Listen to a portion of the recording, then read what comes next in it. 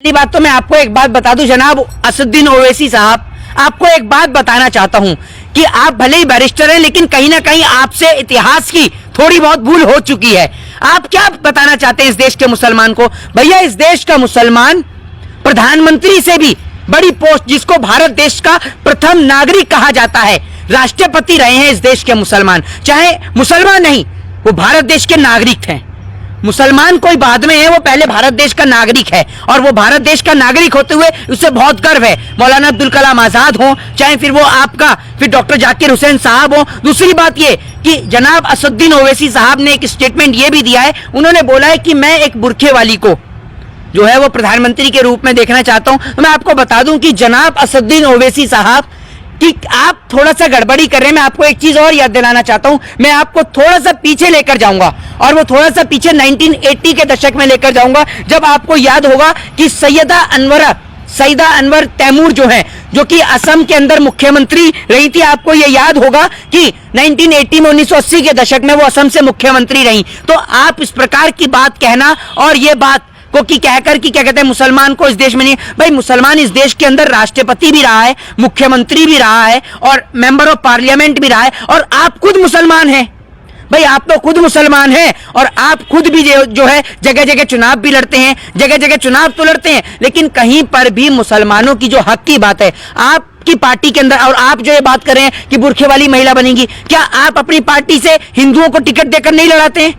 जरा इस बात की बात करिए। तो आप इस देश में प्रेम, भाईचारे और एकता की बात करिए। ये मत बताइए कि बुरखे वाले प्रधानमंत्री बनेंगे। सब बनेंगे, जिसका हक है, जिसका राइट है वो बनेगा, वो आपसे पूछकर नहीं बनेगा कोई भी। जो बीजेपी वाले जश्न मना रहे हैं, वहीं पे जब भारत में एक बात होती है तो वो फिर कोई बोलता सर मुंडवा लेंगे, कोई बोलते खाना छोड़ देंगे। मैं आपको वही तो बता रहा हूं कि आज जो है अल्पसंख्यक को जिस प्रकार से वो है प्रधानमंत्री वहां पर वो बने हैं, आप सभी को पता है। लेकिन जब यहां बात हाथरस की बेटी की होती है तो बहुत सारे लोग तो उन्हें हिंदू मानने से भी इनकार कर देते हैं। मैं हाथरस के अंदर जिस प्रकार से आपने देखा होगा कि एक परिवार की बेटी के साथ बलात्कार होता है, मैं स्वयं उनके परिवार के घर पर गया था, ठीक है। लेकिन आपने देखा कि बीजेपी का कोई भी नेता वहां नहीं जाता है, क्योंकि योगी जी की सरकार में वहां पर ये इस प्रकार की घटनाएं होती हैं। जब आप देखते हैं कि इस देश के अंदर एक व्यक्ति को घोड़ी नहीं चढ़ने दिया जाता, किसी को मटके से पानी नहीं पीने दिया जाता, तब तो आप नहीं बोलते हैं, तब तो आपके मुंह पर ताले लग जाते हैं, आपके होठ सिल जाते हैं। आपको मैं एक बात बता दूं कि इस देश के अंदर दलित हो, आदिवासी हो या सिख हो, जो तमाम लोग हैं, इनको सिर्फ वोट बैंक की राजनीति के लिए इस्तेमाल किया जाता है। असल में इस देश के अंदर ये जो जातिगत प्रथा है, ये जातिगत प्रथा पहले बनाई गई थी सिर्फ जो कर्म के आधार पर बनाई गई थी, लेकिन इस जातिगत प्रथा के चलते कहीं ना कहीं आज भारत देश के अंदर जो है वो ब्राह्मण, शूद्र, वैश्य, क्षत्रिय, हिंदुओं को भी कई भागों में विभाजित कर दिया गया है। अगर आप मुसलमान को देखेंगे तो शिया, सुन्नी, वहां भी इनके नाम पर उनको विभाजित कर दिया गया, शेख, सैयद, पठान, इनके नाम पर बांट दिया गया है। ऊपर वाले ने ऊपर से सिर्फ एक इंसान को उतारा था, इंसान ने उसको इतने भागों में बांट दिया। पहले हिंदू, मुस्लिम, सिख, ईसाई के नाम पर बांटा, फिर उसके बाद में हिंदुओं में भी उसको बांट दिया गया, ब्राह्मण, शूद्र, वैश्य, क्षत्रिय। जबकि मैं तो यह कहना चाहूंगा कि अगर कोई भी व्यक्ति दिवाली मनाता है, होली मनाता है, माँ काली की पूजा करता है, वो सभी लोग भगवान गौतम बुद्ध को मानता है, वो सभी लोग हिंदू हैं। और जितने भी तमाम लोग हैं, चाहे वो शिया हो, चाहे सुन्नी हो, चाहे शेख हो, चाहे सैयद हो, चाहे पठान हो, वो सारे लोग मुसलमान हैं। बल्कि ना तो हम हिंदू हैं ना मुसलमान हैं, हमारी सिर्फ एक ही आइडेंटिटी और एक ही प्रमाण है, और वो है भारतीय के तौर पर। हमें अपने आप पर गर्व है। मैं बहुत सीना चौड़ा करके कहता हूं और मैं सबसे पहले इस धरती माँ को प्रणाम करता हूं और मैं ईश्वर से यही कहता हूं कि मैंने कुछ अच्छा कर्म किया होगा, तभी मुझे इस भारत जैसी मुल्क की इस मिट्टी में जन्म मिला, जो मुल्क की मिट्टी ने इस देश से अंग्रेजों को खदेड़ा, जिस देश की मिट्टी ने जय जवान जय किसान का नारा दिया, जिस देश की मिट्टी ने नेताजी सुभाष चंद्र जैसे लोगों को पैदा किया, जिस देश की मिट्टी ने राजगुरु सुखदेव और भगत सिंह जैसे देश के लीडर्स को पैदा किया, जिस देश की मिट्टी ने महाराणा प्रताप से लेकर महारानी लक्ष्मीबाई जैसी वीरांगनाओं को पैदा किया। तो ये देश की मिट्टी इतनी प्रभावशाली मिट्टी है। इस देश की मिट्टी ने आपको हर एक चीज दी, आपको नाम, धन, दौलत, शौहरत, सब कुछ दी। तो मैं तो गर्व से कहता हूं कि मैं भारतीय हूं।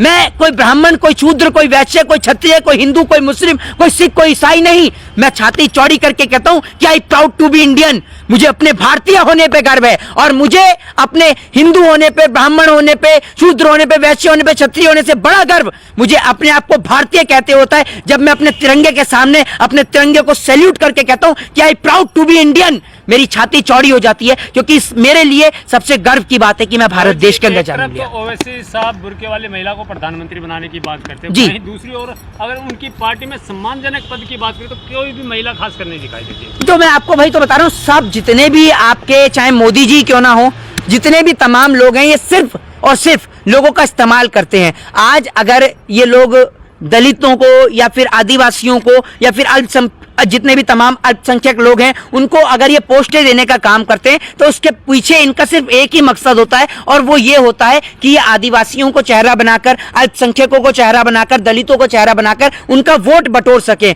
वरना आज तक आप मुझे ये बता दीजिए कि उनको सुविधा क्या दी है बीजेपी ने, जरा ये तो बता दीजिए। क्या भारतीय जनता पार्टी के द्वारा देश के अल्पसंख्यकों को अब तक कोई सुविधा दी गई है? जरा ये बताइए आप मुझे, कोई सुविधा हो तो बताइए। कोई सुविधा नहीं है। आपने देखा होगा कि कितने ही लोग जो हैं अब तक इस देश के अंदर जो कि सीवर की सफाई के दौरान मर जाते हैं या तमाम जगह सफाई के दौरान मर जाते हैं, जहरीली गैस से मर जाते हैं, उनके लिए कोई सुनवाई नहीं होती। आपने देखा होगा कि हाल ही में आपको याद होगा कि एक वो कूड़े के ढेर में जो है कूड़े उठाने वाले ने वो मोदी जी की पोस्टर्स को जब डाल दिया था या योगी जी के पोस्टर्स को, तब कितना बड़ा बवाल खड़ा हुआ था। तो जब अल्पसंख्यकों के ऊपर संकट मंडराता है तो बीजेपी लापता नजर आती है, लेकिन अगर कहीं पे अल्पसंख्यक प्रधानमंत्री बन जाए तो वहां पर वाहवाही बटोरने से बीजेपी पीछे नहीं हटती है। लेकिन देखना यह होगा कि पहली बात तो ये कि आप तो बीफ खाने वाले को मानते ही नहीं कि वो हिंदू है, ठीक है, तो अब कैसे मान लिया आपने? तो ये सबसे बड़ा सवाल है। दूसरी बात क्या है, बीजेपी का कोई भी अपना स्टैंड नहीं है। बीजेपी ऐसी है, कोई एक इस प्रकार की पार्टी है, एक धोबी के कुत्ते के तौर पे, जो ना घर के हैं ना घाट के हैं। ये कहीं भी किसी भी तरीके से लुढ़क जाते हैं। कल तक आपने देखा होगा, और मैं आपको बता दूं, एक बड़ी खबर भी आपको बता दूं, आपको पता होगा कि एक जगह जहां पर विधायकों की खरीद फरोख्त अभी करी जा रही थी सरकार गिराने के लिए, आपको पता होगा जी, तेलंगाना के अंदर आपको पता होगा कि वहां पर सरकार गिराई जा रही थी। नेताओं की खरीद फरोख्त का धंधा जिस प्रकार से महाराष्ट्र में चला वैसे वहां पर भी चल रहा था। तो देश के तमाम लोगों से निवेदन है कि वो हिंदू, मुस्लिम, सिख, ईसाई के नाम पर नहीं, रोजगार, एजुकेशन और डेवलपमेंट के नाम पर वोट दे। जय हिंद, जय भारत, वंदे मातरम।